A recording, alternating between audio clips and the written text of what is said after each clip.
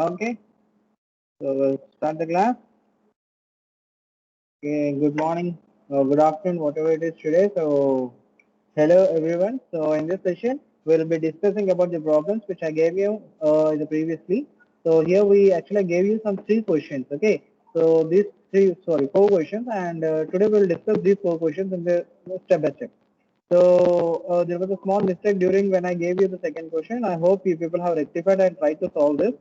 If anyone is able to solve this properly, means that person is able to that person can solve any kind of problem, because this is somewhat little critical and somewhat typical too, which you people have to keep in mind when you are explaining. I mean, whenever you are solving this problem. Anyhow, let's come to the first part. So here, coming to the first one, what is saying here? Always make a habit of reading the questions perfectly. He's saying that consider the following set of processes with the length of the CPU burst given in milliseconds. So he has specified simple that whatever the information is provided here, it is in milliseconds time. Okay, and so these are the set of processes which are present in the system to get executed. Now, if you look at the table, this table actually consists of two things: something called as burst time, followed with your priority. Now, which one we need to follow depends upon what the question he is asking here. So let us suppose what is asking exactly in the next part here. So the processes are assumed to have. So okay, he's also giving you the sequence in which it is coming. So P1 is coming first, then P2, then P3, P4, and P5. So this is a sequence in which you are getting these processes in your system. And he has said that all are arriving at the time interval 0. Okay, at 0 millisecond, this particular processes are arriving. So what is the arrival time for all the processes here? 0 millisecond. Now, what is the first question is asking you to do? Draw the four Gantt charts that illustrate the execution of these processes using the following scheduling algorithms. First one is asking you to do STFS, then he is asking you to solve SJF, then priority. Since we know that SJF and priority are of two types, primitive and non-primitive, so he did not mention anything here. So directly we can go for non-primitive. Okay, but remember, if you want to, non-primitive, but if you want to execute a primitive SJF, definitely he should provide arrival time. Then only we can do that primitive, or else we can't do that. So since in the table he did not give any arrival time, what the arrival time he has given 0 milliseconds, means all the processes came at a time. So definitely we can go for non-primitive SJF, we cannot go for primitive. Then he is saying that asking you to do priority using non-primitive. So here he has given, so non-primitive only he is asking you to do, he is not asking you to do primitive here. So same process, arrival time is not there, so we can't print here. So arrival time is 0, so we can't do that. So definitely he is giving it. So what is saying here, a larger number implies higher priority. Means if the number is high, it is having a highest priority. A larger number implies a higher priority. Okay, fine. So there will be small changes then here. So see, he has clarity given that a larger number implies a higher priority. If a smaller number is given, then smaller number will be represented. Means 1 represents lowest priority here, and 4 represents highest priority as per this question. And coming to this is asking you to perform the round robin with time quantum equal to 2 milliseconds. Okay.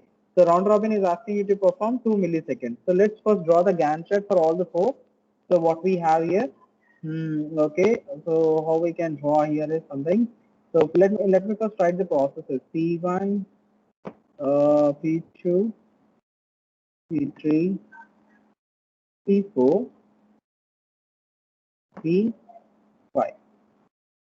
I think he has given how many? 5. Okay. So what is the value he gave? 21845. So 2, 1. So this one 8, 4, and this one 5. And if you talk about here, what is the priority? So this is a burst time. Okay. This is a burst time. Then he gave you something called priority 21423. 21423. So first let's see how SPFS we can write it up. So SPFS, so first come first serve, you people know very well. So I'm going to start from here. So we'll start initially from 0. Since the arrival time is for all the process 0, we don't have to consider this. First come first serve, whichever is coming first, that will be allocated. Now in the question he has already given the sequence also here. So this is the sequence which we need to follow. First come first serve. directly we can go. So first P1 came, so at time T0, we have allocated P1. So what is the burst time for this particular, okay. So this is the burst time. So what is the burst time for the process P1? 2 milliseconds. So here we have allocated the process to the CPU. Now the process P1 is executing for 2 milliseconds. Once this is completed, the next process we need to select, that is P2. This is for 1 millisecond. So P2. So 2 plus 1, 3 milliseconds. Now P3 came into picture. So we will be allocating P3 here. So P3, how much we have? 8. So we should show some variation, right? Now 8 is more when compared to 1 and 2. So here we'll take somewhere here 8. So 3 milliseconds. How much milliseconds P3 is going to take? 8. So 8 plus 3, 8, 9, 10, 11. So 11 milliseconds. Then what we have here is P4. So we are allocating P4 here. So P4 is only 4 milliseconds. We'll show a little bit lesser. So 4 plus 11 is 15. And then finally we have something called as P5. So P5 is 5 milliseconds. Let us show a little bigger here. So it is 20. Yeah, I just want to give you one understanding that whether this particular Gantt chart is right or wrong, if you want to make sure this is correct or wrong, what you people have to do is you have to calculate the total of the burst time. Okay, let me show you here. So whatever the burst time is given here, you just calculate, you sum up the burst time. So 2 plus 1 is 3, plus 8, 11, plus 4, 15, plus 5, 20. So whenever you're drawing the Gantt chart, at the end, you should get this value. If you're not getting this value, then definitely your whatever the Gantt chart you people are drawing is wrong. If you look at here, we got 20 here. The sum of the burst time is here 20. So you, whatever the diagram you have drawn is correct. So till here, no problem is there. Now we need to find the waiting time. So it's very easy, I think, for the waiting time for the process P1. It's something what we can write here. So 0 millisecond, the left part, as I told you. So 0 millisecond. Then we have process P2. See, remember, sometimes you may confuse it with arrival time for SCFS. As I told you, SCFS is purely based on first come, first serve. So whichever is process allocated to the CPU, that only will execute, remaining it will not be considered. Okay. So even though if arrival time is given for the process P2 as 1 millisecond, if P1 is executing which came at 0 millisecond, P0 will be executing it, not P1. So it will be continuing it. Okay. So here P2, if you talk about P2, what is the waiting time we have? 2 milliseconds. Well, I'm not writing that millisecond. You people can carry on with that. P3, we have 3 milliseconds. P4, 11 milliseconds. Finally, P5. So P5, we are having 15 milliseconds. Now, what about the average now? So that is nothing but 0. Okay, fine. I won't write here. I'll write it in the bottom. So that will be something like 0 plus 2 plus 3 plus 11 plus 15 by how many processes we do have? We have something called 5 processes. So what is the value we people are going to get here? So this is something 3 plus 4 to 5, 5 plus 1, 16, 16 plus 15 by 5. So this is something I think 31 I guess. So 31 by 5. So this is something 6 by 6 is 30.2 I think, isn't it? So 6.2 milliseconds is your answer. Now let's go for your turnaround time now. So if you talk about the turnaround time for the process P1, what I have told you that which one we need to follow is the right part. This one you can consider. So it is 2 minutes. Since arrival time is 0, so we don't have to perform any minus the arrival time of that formula. Next we have P2. So if we talk about P2 here, so we have something called 3. So 3 milliseconds. Then we have P3. So P3 is 11 milliseconds. Then we have P4. So P4 is having how much here? P4 right side border is 15 milliseconds. Finally P5. So if we talk about P5 here, what how much we have? 20. So 20 milliseconds. So what is the average we do have for this? If we talk about the average of this is something 2 plus 3 plus 11 plus 15 plus 20 by 5. So this will be something 5 16, 31, 31 plus 20 is how much? 51. So 51 by 5. So that will be something around 10.2 milliseconds. So I think if people can calculate it, 551, no? So it's something like, 5 times 50. We have something called 1. So 0.02. So that is 10.2 milliseconds. So this is your first come first serve. So what is the average waiting time for your first problem SPSS is 66.2 milliseconds, and the average turnaround time for your particular process is nothing but 10.2 milliseconds. This is the answer what we got it. Okay. So let's go to the next one. So I hope this is very clear. Now, what is the second question he is asking? Let's go through it. He is asking you to apply shortest job first now. Okay, fine. So this values whatever we have written, we'll just first write it up here. P1, P2, P3, P4, P5. So what are the values we have? 2, 1, 8, 4, 5, 2, 1, 8, 4, 5, and then what we have here? 2, 1, 4, 2, 3. 2, 1, 4, 2, 3. Now these are the priorities, right? Now in SGF, do we require any kind of priorities? No, isn't it? So moreover, what we require here is if we are using primitive means we require arrival time. But since all the processes arrived at 0 milliseconds, well, we will go with non-primitive here. So non-primitive, how we can do it? So let me draw the Gantt chart first, and you can. So initially we'll start from 0. So okay, so first what we'll give, which one is having the lowest value that we need to consider. Which one is having, P2 is having the lowest, isn't it? P2 is having only 1 millisecond burst time. So I'm allocating P2 first. So P2 is allocated first, 1 millisecond. So after that, since all have arrived at 0 millisecond, we don't have to bother which time this particular processes came up. Just we can go based upon the ascending order. So P2, which one is having the lowest now? P1 is having. So I'm allocating next P1. So 2 plus 1 is 3.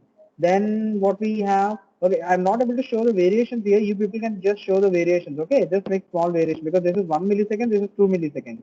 So you can show little variation. Then what we have here is 4. So P4.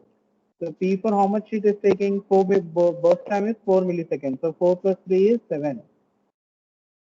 7. Then we have something called, after 4 we have 5 here, P5. So let's allocate P5. So when you are allocating 5, so 7 plus 5, 12, right? 12 milliseconds. And finally left is P3. So P3. So P3 is 8. 8 plus 12 is 20. Did you see this? The sum what we got here, the sum of this particular burst time, 2 plus 3 plus 8 plus 4 plus 5 is 20. And at the end you got 20. Means you, whatever the Gantt chart you have written, there is no problem here. You people have got the values. Now what we need to do, we need to find the waiting time. So waiting time, okay, of P1. So what is the waiting time of process P1? This is the process P1, the left part, 1. Then the waiting time of process P2 is equal to 0 milliseconds. This one, isn't it? Then P3. So if you talk about P3 here, P3 here, it's 12 milliseconds. Then P3. Then we have P4. So if you talk about P4, where is P4 here? So it is 3 milliseconds. Sorry. So it's something 3 milliseconds. And then finally we have P5. So P5 is how much? Fine, so I'll write here. So P5 is 7 milliseconds. So what is the average we got here from this? We talk about here. So this is something 1 plus 0 plus 12 plus 3 plus 7 by 1, 2, 3, 4, 5. So 5 processes, 5. So how much you are going to get? It's something like 23 by 5, I guess. So 23 by 5 is nothing but 4.6. Suppose the 20 na 0.56 to 30. So 4.6 milliseconds. Now, if you talk about the process with respect to your turnaround time, what is the turnaround time for the process P1 we need to find? Same way the turnaround time for the process P2, P3, P4, and then P5. So P1, if you talk about here, P1, what is the turnaround time? Right portion we need to see 3 milliseconds. If you talk about P2, it's 1 millisecond. Then P3, it's 20 milliseconds. P4, 7. And what about P5 finally? 12. So what is the average we are going to get here? 3 plus 1 plus 20 plus 7 plus 12 by 5. So 3 plus 1 plus 20 plus 7 plus 12 by 5. So this is something around 43 by 5. So which is something around 8.5. It's a 40, right? 8.6 milliseconds. So this is the answer for your next part. So that is nothing but 8.6 milliseconds is the average turnaround time for your particular problem, and 4.6 milliseconds is the average waiting time for this particular problem. Next, what we have here is something called as non-primitive priority. Okay, let's do it up. So we'll take one more page. So let me write it up first. P1, P2, P3, P4, P5. So what we have 21845, right? 21845. So 21845. Then we have 21423. 21423. Now this is the priority, right? Now we need to consider this particular portion. And what is the condition you gave? You please remember, we need to consider the case. What is saying? A larger number implies highest priority. Means 1 doesn't represent highest priority here. Larger number. What is the largest number? 4. So 4 represents highest priority. What is the next number? 3. 3 represents highest priority but less than 4. Then 2 and then 5. So means P2 is the least priority process. So based on this, we need to execute it. So let's first draw the Gantt chart. So initial will start from 0 because all have arrived from 0. So we are not going to consider that. So 218 now this one. Okay. Okay. So which one is having highest priority here? 4.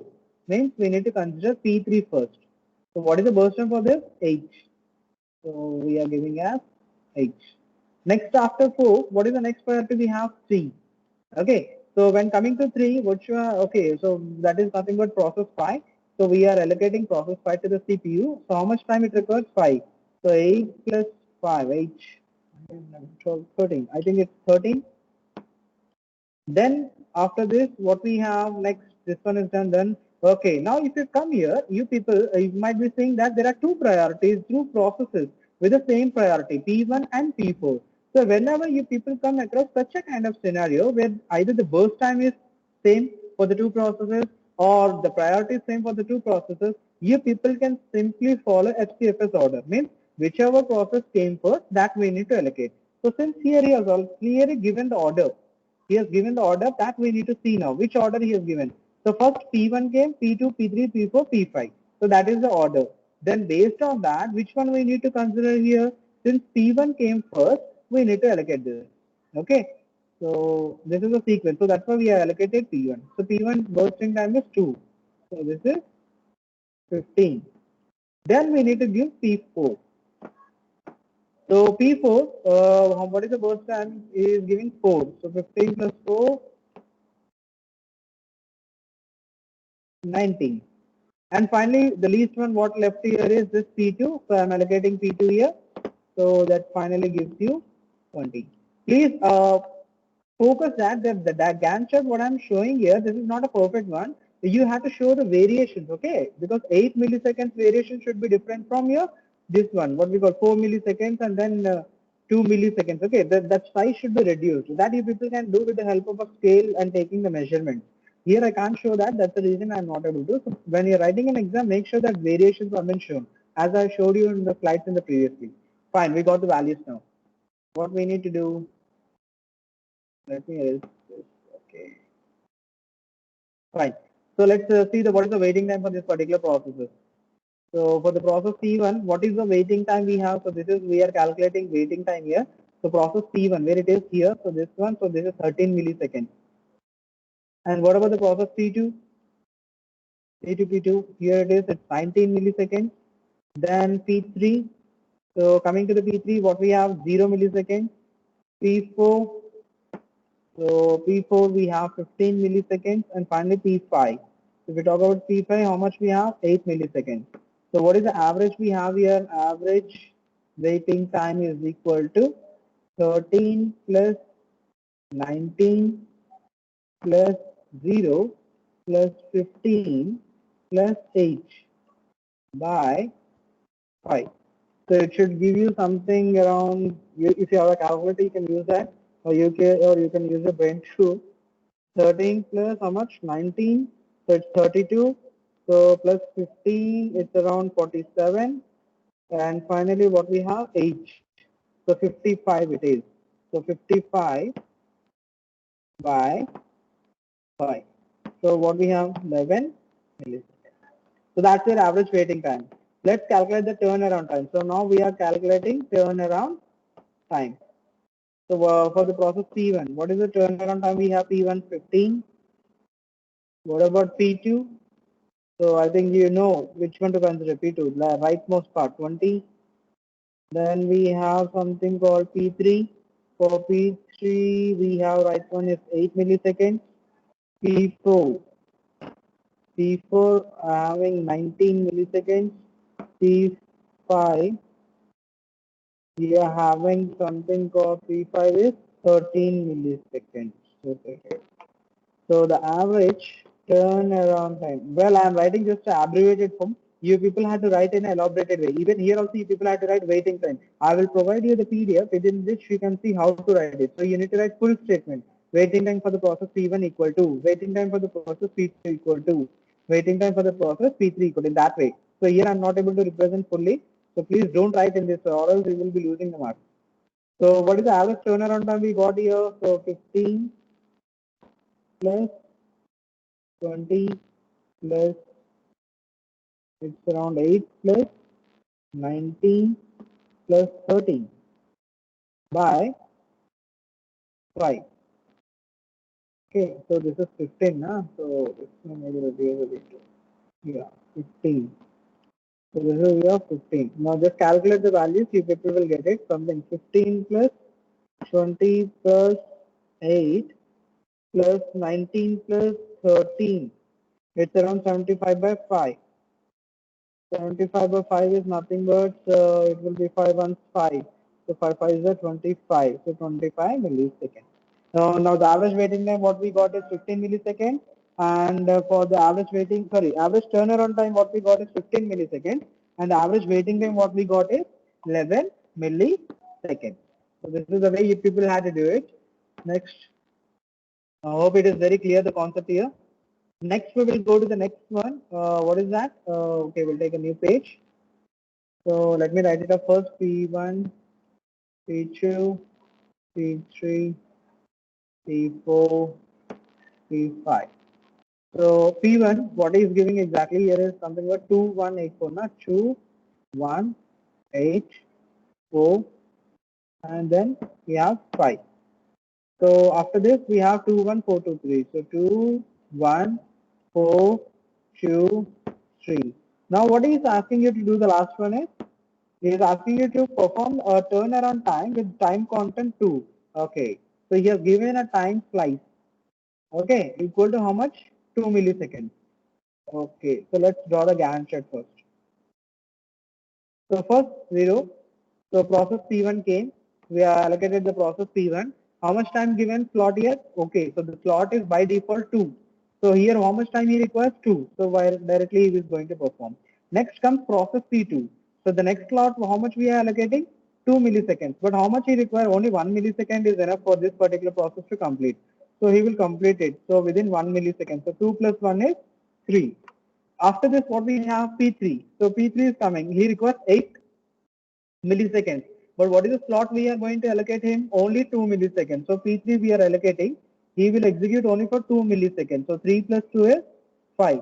Okay, now coming to P3, how much amount of task is left now? Out of 8, 2 milliseconds he has executed. So it's around 6 milliseconds is left. Then we'll allocate to P4. So P4. P4 requires 4 milliseconds, but we are allocating only 2 because the time quantum of the time slice is 2. So what about the P4 remaining? How much is left out of 4? 2 milliseconds he has executed.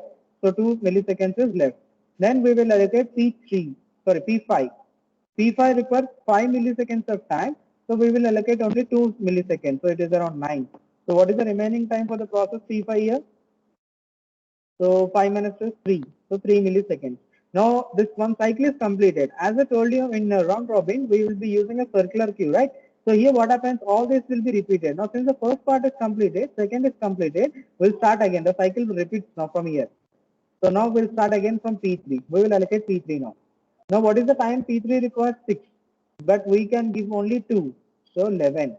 So how much amount is left here out of 6? 4 milliseconds is left. So after that we print it up, we'll give it to the next process P4. How much time we can give? 2 milliseconds. How much he requires? 2 while.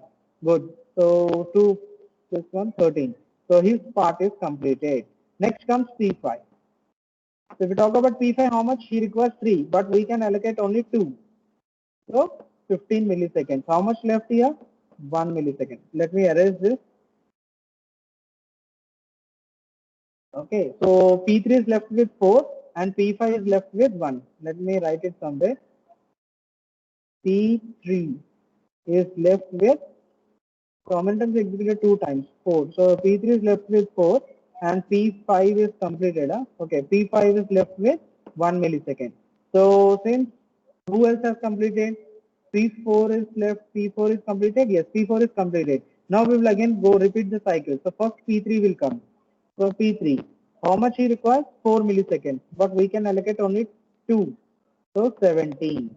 So how much is left here? 2 milliseconds. Then we give P5. We are allocating 2 milliseconds, but he requires only 1 millisecond. So after 1 millisecond, he will come out. So 17, 18. He is completed. Finally, okay, sorry. Yeah, this part is completed. Now finally P3. P3 is left with 2 milliseconds. Now we are allocating that to P3. Anyhow, the slot is for 2 milliseconds here. So we are allocating that 20. So I think you got the 20 here now. So what is the sum of the burst time what we have here? 20. So your Gantt chart is correct. Now we have to find waiting time. So waiting time for the process. So we will be calculating here waiting time. So waiting time for the P1 is equal to how much? So first find out where it has latestly got executed. Did it execute here somewhere? No. Only in the first attempt he has completed. So P1, what is the waiting time here? We have 0. So 0 milliseconds. What about P2? So P2 is also nowhere here. Only one time it got executed. So waiting time will be 2 milliseconds. So if we talk about P3 here. So if we talk about P3. So P3 we have here. Okay, let me take this one. So P3 is here. Then after that it got executed here. Then again it got executed here. Then finally here. So this is the latest one. This one is the latest. Now consider that value left side 18. So 18 minus number of times it has executed before. So how many times it has executed? So from here go previously. So this is the first time. Okay, P3. How many milliseconds it has executed? 15 plus 2 is 7. So 2 milliseconds. 2 plus, then where it has got executed, come backwards. P3. So 9, 10, 11. So 2 milliseconds he has executed here. 2 plus, again it came here. So 3 plus 2 is 5. So here also 2 milliseconds. So 2 minus arrival time. But arrival time is 0. So we are not considering that. So it is 18 minus 6. So that is 12 milliseconds. So the waiting time for this is 12 milliseconds. Okay. I hope it's very clear. This is most important here. We need to find remaining all are normal process. What about P4 now? Same process. P4 where it has got that we need to see first. Okay, let me take a brush here so that we can find it out. I'm taking a blue dot here. P4 is here. 1. P4 here. 1 more. Okay, 2 times only he gets. So which one is latest? This one is latest. So I'm considering the next one. So that is something 11. This is the Gantt chart. Okay. So what is the value on the left side we have here? 3, 4, 11. So 11 minus number of times previously executed. Where it has executed here. So it has executed for how many milliseconds? 2 milliseconds. So 11 minus 2. So the arrival time is 0. We are not considering. So 11 minus 2 is something 9, I guess. 9 milliseconds. Then we are finally having process P5. So process P5, I will take a yellow one. Okay, sorry. On this, I'll take a green one. So where P5 came, we have to consider 1, 2, 3. Okay, we got again 3 dots. 1, 2, 3. Which one is latest? This one. So leftmost part, what we have? 17. So 17 minus number of times previously executed. So this is the place. So 13 plus 2 is 15. So 2 milliseconds he has executed earlier, plus again where this green dot is there here. So 7 plus 2, 9. So again 2 milliseconds he has executed. Okay. So finally, what is the arrival time? We have 0. So we are not considering that. So 17 minus 4. So how much we are going to get here? 13 milliseconds. So with the help of this, you can calculate the average now. Average waiting time. How much we have? So 0 plus 2 plus 0 plus 2 plus 12 plus 9 plus 13 by 5. Okay. So how much you're going to get is around something 36 by 5. So 5 means 5 7 35 dot 1. So 5 2 is 10. 7.2 milliseconds. Okay. I hope it is very clear here. This is the way you people have to find. So average waiting time is 7.2 milliseconds. Now we need to find the turnaround time here. So what is the turnaround time for the process T1? Since it has executed only one time, so that only we have to consider the rightmost. So that is 2 milliseconds. What about P2? P2 also executed only one time, so that is 3. The rightmost path we need to see. Okay. Then okay, let me erase this so that you won't get confused here. Yeah. So next P3. So what is the turnaround time for this P3? So P3 where it has executed yellow dot. 1, 2, 3 and finally 4. So which one is last? Here it has completed total execution. So what is this? 20 milliseconds. So we don't have arrival time. If we have arrival time, then minus arrival time. But here since the arrival time is 0 milliseconds, 2 minus 2, 2. 3 minus 0, 3. 20 minus 0 is 20. That's why we are not representing here. Next we have P4. So if we talk about P4 here, so which one is listed? This one. So we are considering here 13 here. Then finally P5. So if we talk about P5 here, how much we have P5 latest here? This one. This is 18 milliseconds. So what is the average we are going to get? So 2 plus 3 plus 20 plus 13 plus 18 by 5. So you people will be getting something, 25 plus 31, that is nothing but 56. Okay, 56 by 5. So which is something around 11.2 milliseconds. Yeah. So this is the way people. So if you are able to draw this diagram perfectly, you people can easily calculate the values. I hope it's very clear. Now, what is the next step? What is asking you to do? So first part is completed, and based on that, we have also completed the B and C part. What is the turnaround time for each process of the scheduling? We did it. Average waiting time also we did. Now, the last part, what is asking? Which of the algorithm results in the minimum average waiting time overall processes? Now, he's asking you among these algorithms, which one is having the minimum? So we need to find it out now. So let's go to the first one. So first one, what is the average waiting time we got is 6.2 milliseconds. What about the second one? What we got here is 4.6 milliseconds. So you can see shortest job first is having average low when compared to your FCFS. So how much we have here? 4.6. Now here we have 11 milliseconds. So obviously 4.6 is less than this. So this is not the optimal one. Then finally here how much we have? 7.2. So which one is optimal we are going to have? So the last answer is we are going to have SGF. SGF is going to provide you the optimal or the lowest average waiting time among all the algorithms whatever we are provided. Hence if you use this particular algorithm for your problem, your task will be completed within 4.6 milliseconds time. But if you use the other algorithms, definitely the time will be increased. Like if you use FCFS, this is the highest, like 6.2. Okay, but here if you talk about priority, it becomes 11 milliseconds of time. So this is not the best algorithm to implement for that particular problem. Same way here if you see we have 7.2. So this is the way how we actually compare. So here the operating system itself decides which one is perfect based upon the problem given. How it is able to analyze it means based upon the previous problems, whatever it has solved, based on that you come to know. If you are able to solve 10 to 15 problems like that, and if I give you the 11th problem, okay, after 15 problems, if I'm giving you the 16th problem, you can easily say, okay, which algorithm if we apply to the problem, we will be getting the optimal solution. So that way the system also analyzes it. Okay, is it clear? The first question? Fine. Well, I will not cover the everything here since the time is we are having 10 minutes. Okay, let me provide, please provide additional 10 minutes. So I want to explain this particular program. This is most important. The second one, mostly I don't think many of you might have been able to do this. So let's see if anyone has did it perfectly, then that person can calculate everything. Now please read the question perfectly what it is giving here. So he's asking you the following processes have been scheduled using a primitive round robin. So what he is asking that we are applying a round robin. What kind of primitive? So since we know that round robin is always primitive here, we have seen in the previous example too. Okay. Each process is assigned a numerical priority. Please read carefully this point. Each process is assigned a numerical priority. Means actually round robin it will preempt it. But here is giving a priority also to each and every process with a higher number indicating a higher relative priority. Means if a higher number is there, that is having the highest priority. Lower number means lowest priority. In addition to the processes listed below, the system also has an idle task which consumes no CPU resources and is identified as P idle. Okay, apart from the processes, whatever has been explained here, how many processes are provided here? P1, P2, P3, P4, okay, P6. Apart from P1 to P6, it has additional one more process called P idle.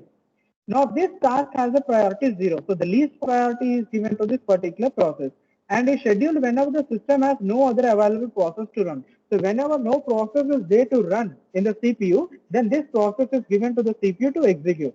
Okay, so that is what it's saying. Now the length of the time quantum, okay, he has given the time slice here. How much is giving here? 10 units. Okay, units mean nothing but you can assume it may be 10 milliseconds or 10 seconds, we don't know, but here is giving 10 units. So each slot should be of 10, 10, 10 units, 10 units.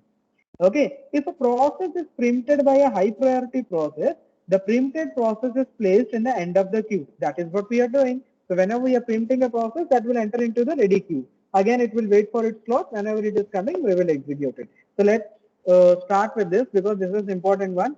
So remaining two, you people can do it up. I'll provide you the soft copy. Based on that, you people can verify it. So let's begin it. Okay, let me arrange this part. Okay, it will not be shown here. So P1, P2, P3. Okay, we will first write it up. So we have something P1, P2. How many processes? 6. P1, P2, P3, P4. So we have P5, P6. Now what is the priority? So we have given priority first. So priority is something 40, 30, 30. So it's 40, 30, sorry. So it is again 30. Then we have 35. We have 5, and finally we have 10. And then we have burst time.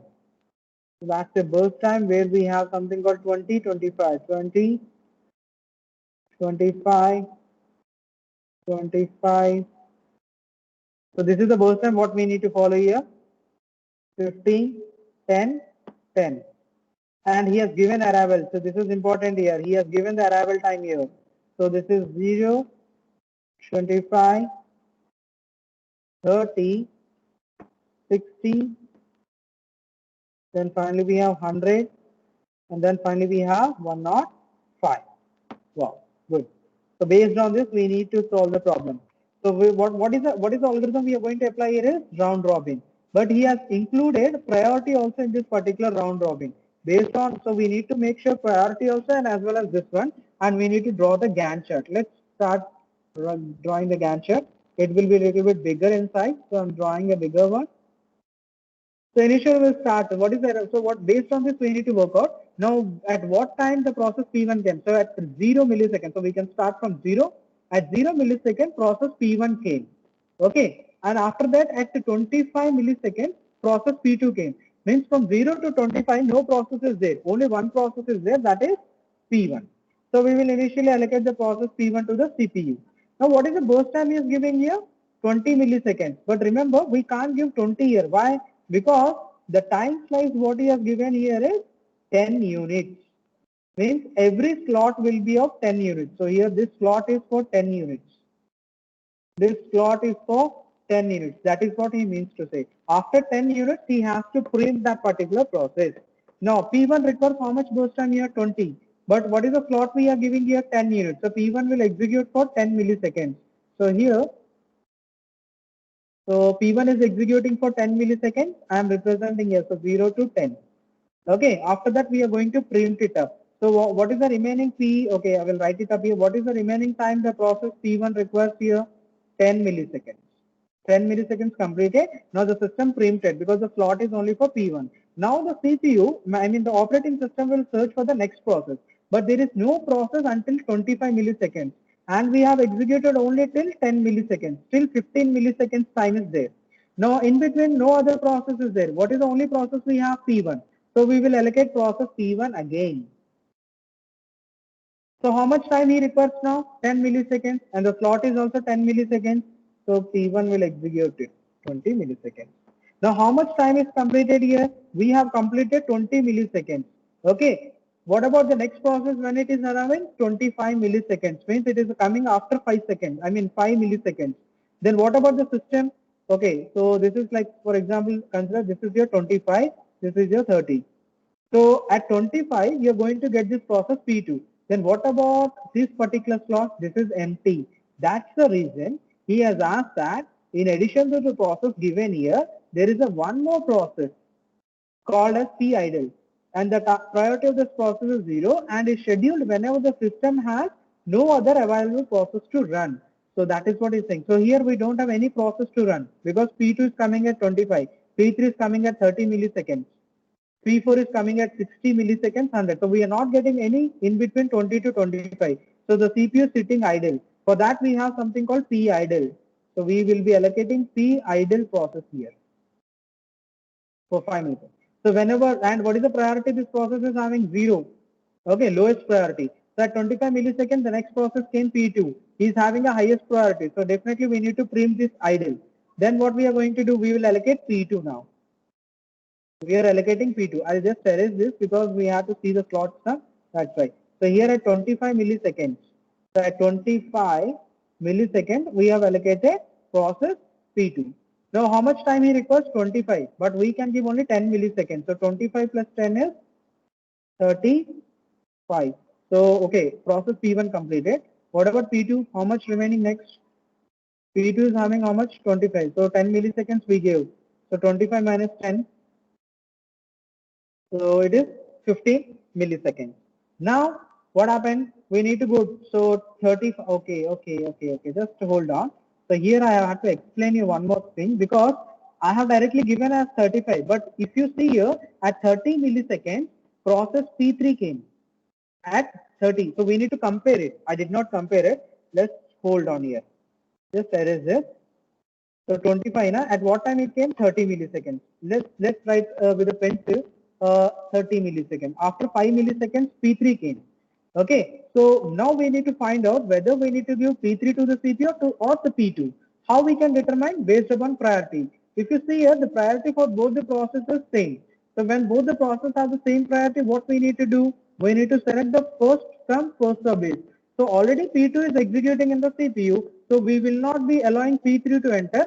We will allow only P2 to complete its execution, means continuous execution. So we will give that 10 unit slot to P2. So 25. So now you people can give that slot. So we can give the slot 25 to plus 10 is 35. Okay. And after that, what happened after 35? So since P3 is there in the queue, so okay, what about P2? We are given 10, so 15 milliseconds is left. After 35, if you see here, at time interval 60 milliseconds, P4 came here. Before that, it did not come up. So not what we need to do, we can allocate P3 now. Because P3 is already there in the queue, is waiting for its turn. So we have to give the next process, so P3. So there are only two processes now, P2 and P3. So we are given P3. How much? 10 milliseconds. So 10 is nothing but 45. So what is the remaining time for this particular process? P3.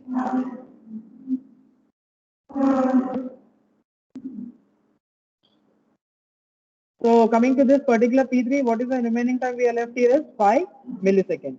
Then what we need to do? We need to go for the next process. What is the next process we have? So since 60 milliseconds, still 60 milliseconds, we are not going to get any other process. So let's go back to the next one. So that is your P2 again. So P2, how much time requires? 15. We will give 10 units. 45 plus 10 is 55. So remaining time is 5 milliseconds is left. Now, if you see here, after 55, we need to allocate next process. So as for that, I am allocating P3 now because no other process is there after 55 until 60 comes. So here I am allocating P3. So P3 is having 15 milliseconds. I need to provide. But when it is executing it at 60, we got P4. So what is the priority of P4 here? 35, isn't it? So 35 is greater than 30. So immediately we need to print. So at 60. So process P3 will execute only for 5 milliseconds and then we will print that particular process. And which process we will be giving here? We will allocate P4. Okay, so till 100 milliseconds we don't have, so immediately P4 will be given 10 slots, so that 10 units of time it will execute it, then it will again come back to the cycle. Now within the cycle, what about P4? What is the remaining P4? How much amount is there? 15. So he is left only with 5. Okay, so 70. So after that P2. So P4 is given, right, 60 to 70. After that, which process should come up? Now we need to come across P2 because this process is left. So P2. So how much amount? 5. So it will execute only for 5 units, 75. After this, we will be entering into P3 next. So this task is completed. P3 requires 15, but we can give only 10 unit slot. So 75 plus 10 is 85. Then how much left here is 5. So I think P2 is completed now totally. Next comes P4. P4 requires again how much? 5 milliseconds. So P4 will execute only for 5 milliseconds. So 85 plus 5 is 90. This part is completed. Now 90, okay. After that what happened? P3. P3 is also completed, I think. Yes, yes, it's completed. 85 till 85 it has completed P3. Now what happened here is all these processes are completed. So from 90 to 100. From 90 to 100, we don't have any process for execution because at 100 only we are getting P5. So definitely this will be your P idle. So this becomes your P idle. So P idle process is provided here because 90 to 100 we don't have any process to be allocated to the CPU so that it can start executing it. From 100, now what will happen at 100? P5 came. Since this is the only process is there, we will be allocating that to the process. Okay. Yeah.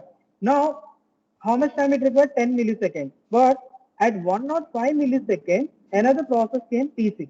So it will be executing, let us suppose at 105 we are calculating now. At 105 what happened? P6 came. What is the priority of this particular process? 10, which is much more greater than 5. So what the P5 will do? It will execute only for 5 milliseconds. Then we need to allocate process P6. So he can execute directly for 10 millisecond slot. So that is around 115. And finally, the only thing left is P5. So P5, how much amount of left here? So it has something around 10. We executed for 5 milliseconds. So now it requires additional 5. So it will be 120.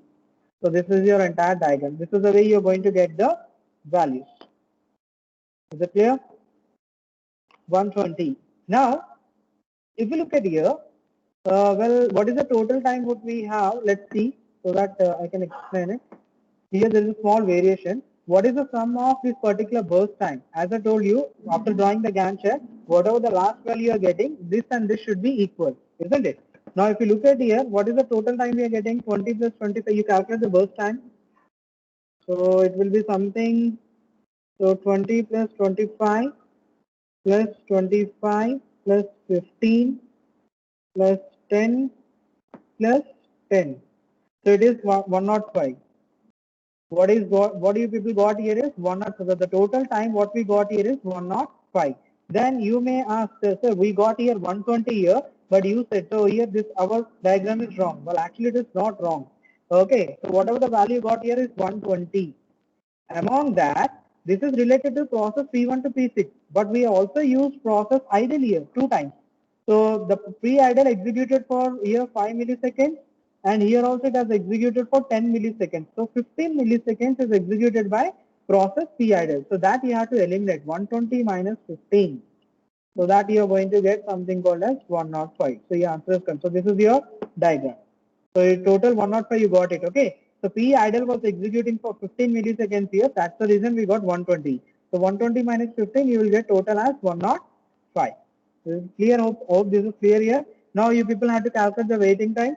So it's very easy here. This one you please concentrate here. This is most important. If you talk about process P1, what is the formula here? Now since arrival time is there, we need to consider that also. So process P1, where it has executed, what that is what we need to see here. So let me take a mark here. So process P1, 1, 2. Okay, he has executed only for 2 times. Then what is the formula we have? Total number of times, total waiting time. So what is that? 10 minus how much time it has executed earlier. So earlier means previously how much time it executed here? This one. It has executed for 10 milliseconds. Isn't it? Nothing more than that. 10 minus arrival time. What is the arrival time we have here? 0.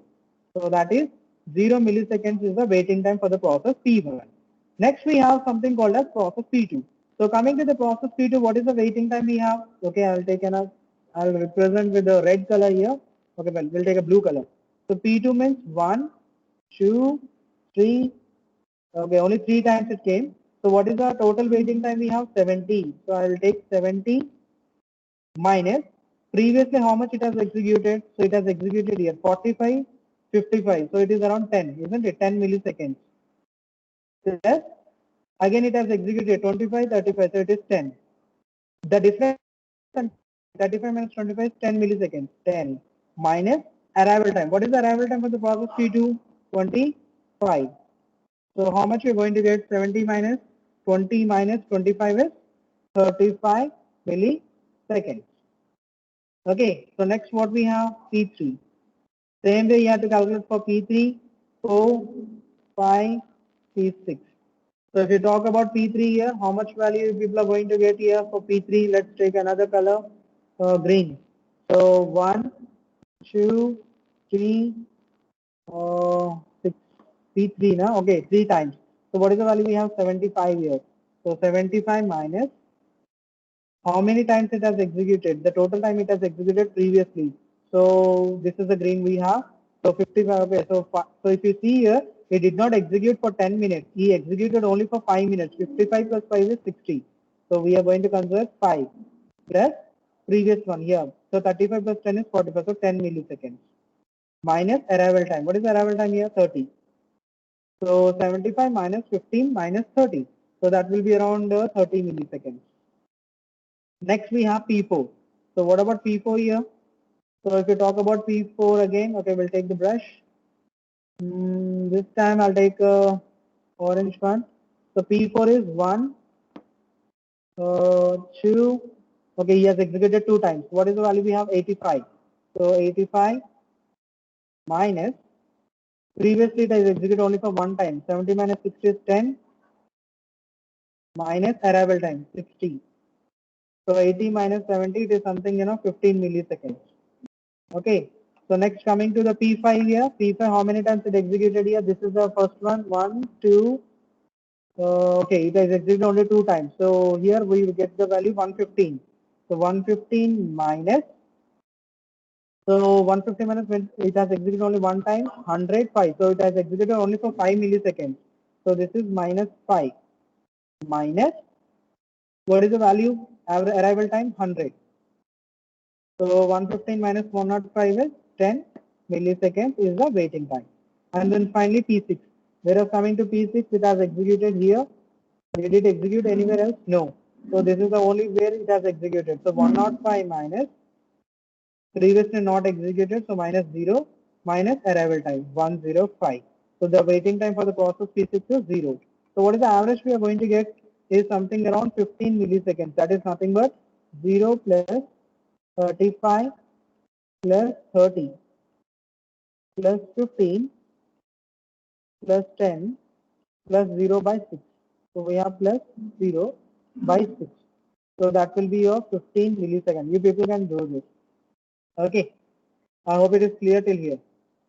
Now we need to find out the turnaround time. Turnaround time is easy. That you people can directly find it up. Okay. So turnaround time is nothing but total turnaround time minus waiting time. So if we talk about P2, it has executed. Last time executed here, the right side 20 minus arrival time. What is the arrival time? We have 0.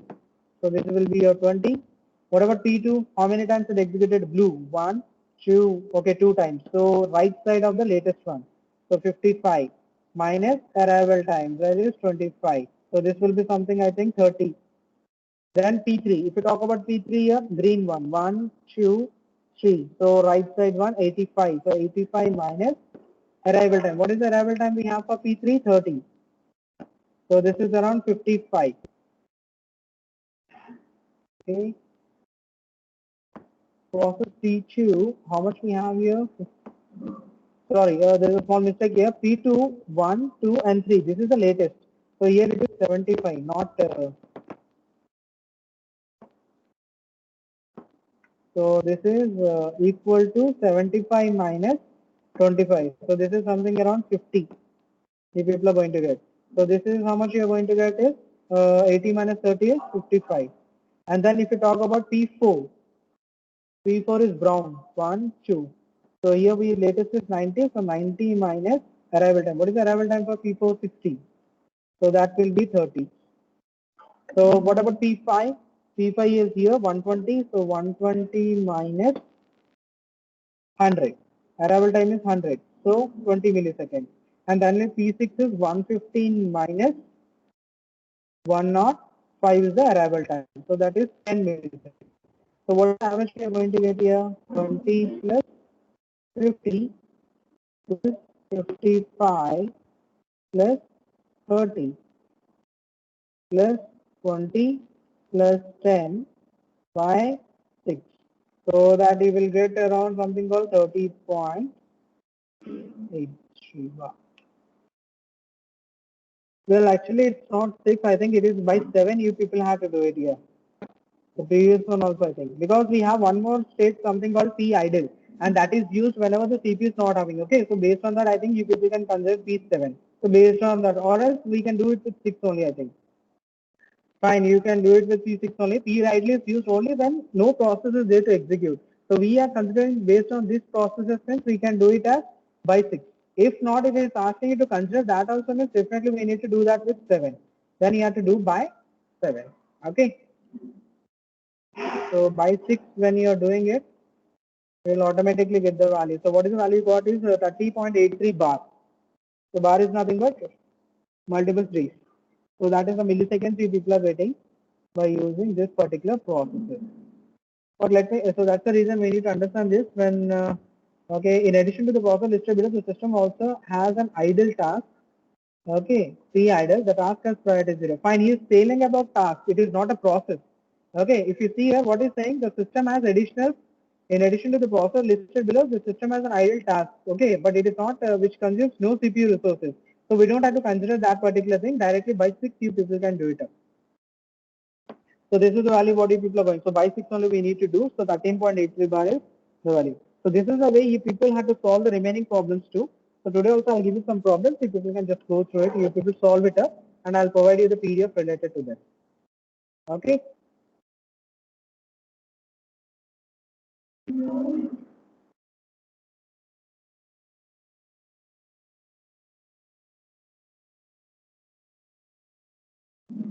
Well, this is all for today's class. I hope it's very clear for you people.